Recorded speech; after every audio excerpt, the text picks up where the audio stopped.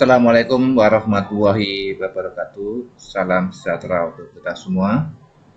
Bapak Ibu sekalian, khususnya teman-teman manajemen sekolah madrasah di mana saja Anda berada, selamat berjumpa kembali dalam video tutorial akreditasi di channel saya.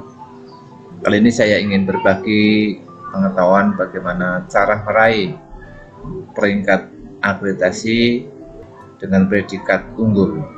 Tentunya Bapak Ibu sekalian, kalau bicara peringkat akreditasi unggul berarti nilai akhir sekolah madrasah yang diperoleh dari hasil visitasi kisaran 91 sampai dengan 100. Nah, untuk mencapai nilai ini saya mencoba membagi informasi ini kepada Bapak Ibu.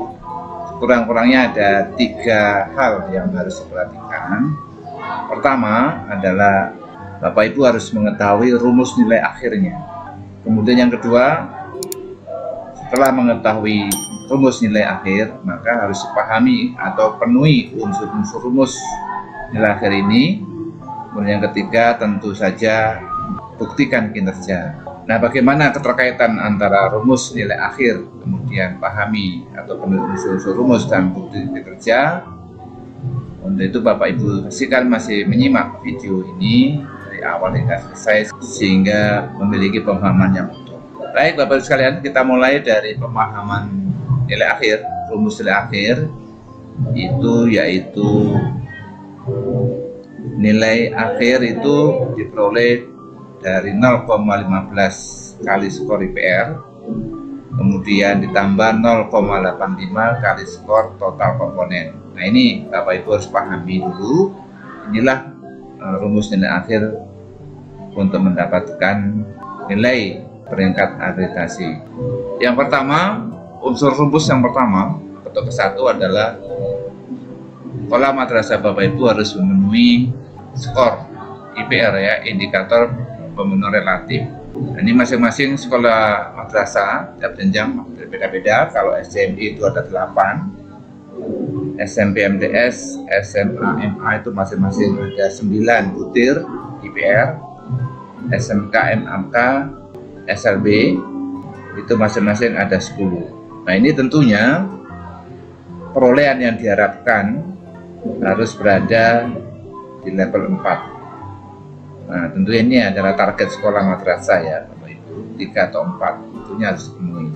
Kemudian unsur rumus kedua adalah skor total komponen. Nah, ini ada 4 komponen yang harus Bapak Ibu perhatikan, yaitu mutu lulusan, proses pembelajaran, mutu guru dan manajemen sekolah madrasah.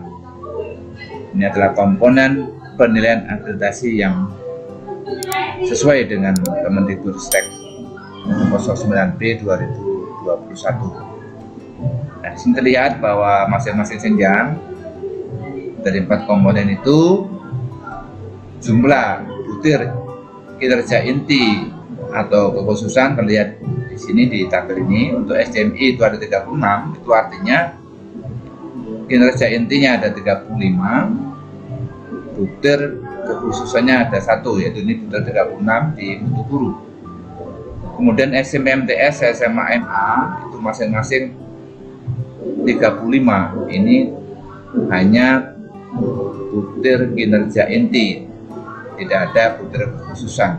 Kemudian SMK MAK ini ada 44 di 35 butir inti. Nah, 9-nya berarti kinerja kekhususan. Di mutu lulusan ada 2 di butir ke-36 37, proses pembelajaran ada 2, butir 38 39, mutu guru ada 1 di butir ke-40, di manajemen sekolah madrasah ada 4, yaitu nomor butir 41 sampai dengan 44. Sedangkan SLB ini ada 40 butir, terdiri atas 35 butir inti, ada 5 butir kekhususan. Di mutu lulusan ada 1 di butir 36, proses pembelajaran ada 1 di butir 37, di mutu guru tidak ada butir kekhususan. Kemudian di komponen manajemen sekolah madrasah ada 3, yaitu di butir 3840.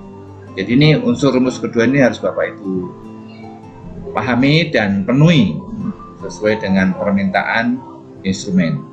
Nah, yang langkah ketiga, setelah Bapak Ibu mengetahui rumus nilai akhir tadi, kemudian unsur-unsur rumusnya dipahami dan dipenuhi apa yang diminta di instrumen, maka langkah ketiga adalah sekolah madrasah harus bisa membuktikan kinerjanya, yaitu pertama, bisa saja dimulai dengan telaah dokumen. Di telaah dokumen ini dokumen yang harus ada sesuai butir, maksudnya permintaan dokumen apa saja di tiap butir itu harus ada sesuai butirnya. Nah, pastikan bahwa hasil telaah dokumen itu nanti didukung oleh data hasil observasi dan wawancara. Kemudian yang kedua, bisa saja membuktikan kinerja asesor itu melalui observasi. Nah, untuk itu Bapak Ibu harus perhatikan aspek dan indikator kinerja observasi, dan pastikan bahwa hasil observasi didukung oleh data hasil telaah dokumen dan wawancara. Kemudian yang ketiga, pembuktian kinerja itu dilakukan dengan wawancara. Perhatikan aspek kinerja dan indikator kinerja wawancara serta personil. Jadi ini harus diperhatikan. Kemudian pastikan bahwa hasil wawancara itu juga didukung oleh data hasil telaah dokumen dan hasil observasi. Nah, jadi untuk membuktikan kinerja butir inti maupun khususan itu rata-rata dilakukan dengan telaah dokumen, observasi, wawancara, dan semua itu harus saling mendukung. Nah, khusus butir 4 itu pembuktian kinerjanya melalui angket. Nanti angket disiapkan oleh Bank SM ya, Bapak Ibu. Dan untuk lebih jelasnya kita berikan contoh pembuktian kinerja. Misalkan di sini butir 1 komponen lulusan. Pernyataannya siswa menunjukkan perilaku disiplin dalam berbagai situasi. Nah, untuk membuktikan kinerja butir 1 ini dilakukan dengan observasi, telaah dokumen, dan wawancara. Nah, misalnya begini, di butir 1 ini dengan observasi, nomor 1, aspek yang diobservasi dan indikatornya. Ini aspek ya, tadi saya bilang perhatikan aspek dan indikatornya. Ini aspeknya, ini kedisiplinan waktu, indikatornya itu disiplin kehadiran di sekolah, di kelas, dan ekstrakurikuler. Ini hasil observasi, misalnya asesor menyimpulkan siswa hadir di sekolah madrasah, masuk kelas tepat, dan disiplin dalam ekstrakurikuler. Ini semua unsur indikator ini dipenuhi. Kemudian hasil observasi ini juga didukung oleh telaah dokumen. Nah, di dokumen untuk nomor 1 kedisiplinan waktu ini hasil telaah dokumennya ditulis tata tertib, buku piket dan catatan ada. Buku piket tidak ditemukan, banyak siswa terlambat. Catatan guru juga tidak ditemukan, banyak siswa terlambat tiba di sekolah, di kelas, dan jadi umumnya disiplin ya, baik itu masuk awal di kelas maupun kegiatan ekstrakurikuler. Nah, data observasi sudah didukung oleh dokumen. Apakah dua ini juga didukung oleh hasil wawancara? Nah, wawancara ini personil yang diwawancari untuk butir 1 itu adalah kepala atau wakil kepala sekolah. Nah, ini disimpulkan siswa tepat waktu baik datang di kelas dan ekskul. Guru juga menjawab siswa tepat waktu baik datang di kelas dan ekskul. Nah, ini di unsur perwakilan tidak ada. Nah, kemudian siswa ada, siswa menjawab, disimpulkan oleh asesor bahwa siswa menjawab rata-rata siswa tepat waktu baik hadir di sekolah, kelas, dan ekstrakurikuler. Nah, jadi di sini tampak bahwa hasil observasi didukung oleh dokumen, didukung juga oleh hasil wawancara.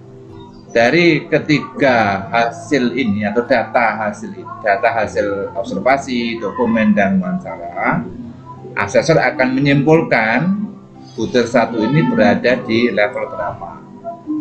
Bisa saja level 3 bila didukung juga oleh ada pengakuan atas prestasi kedisiplinan. Tetapi kalau kesimpulan asesor mengatakan bahwa di samping ada pengakuan prestasi juga membudaya, maka asesor bisa menyimpulkan level 4. Nah, tentunya Bapak Ibu kalau memang ingin meraih unggul, nah ini harus kisaran 3 atau 4 harus bisa dicapai.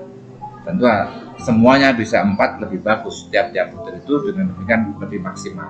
Nah, demikian Bapak Ibu sekalian, semoga bermanfaat. Selamat mempersiapkan akreditasi.